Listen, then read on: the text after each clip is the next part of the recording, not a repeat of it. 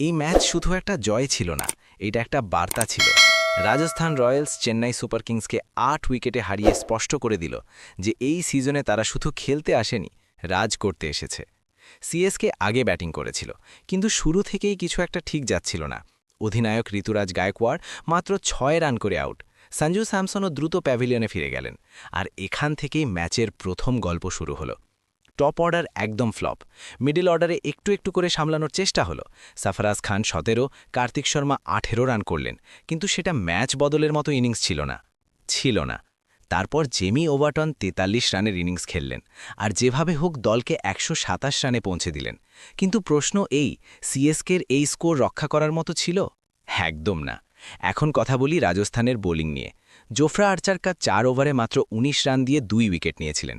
পুরোপুরি নিয়ন্ত্রণে Nandre burger আর রবিশঙ্কর জাডেজা গুরুত্বপূর্ণ উইকেট তুলে নিয়ে চেন্নাইকে পেছনে ঠেলে দিলেন। চেন্নাইয়ের পুরো দল ১৯.৪ ওভারে মাত্র ১২৭ রান করল। এখান থেকেই ম্যাচটা প্রায় শেষ হয়ে গিয়েছিল, কিন্তু আসল ঝড় এখনও বাকি ছিল।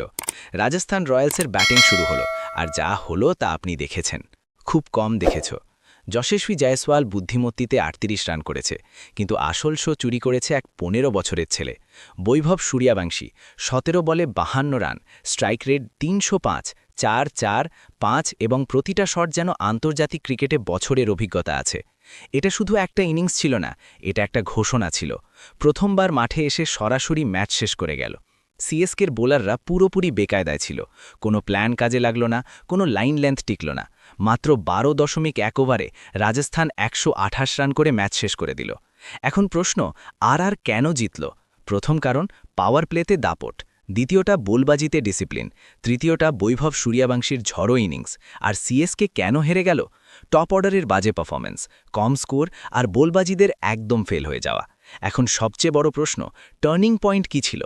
টার্নিং পয়েন্ট ছিল বৈভব সূর্যবংশীর এন্ট্রি, যখন সে ধারাবাহিকভাবে রান করতে শুরু করল। সেই মুহূর্তে পুরো ম্যাচটাই সিএসকের হাত থেকে ছিটকে গেল। এই ম্যাচ আমাদের কি শেখায়? ক্রিকেটের নাম নয়, ফর্ম চলে।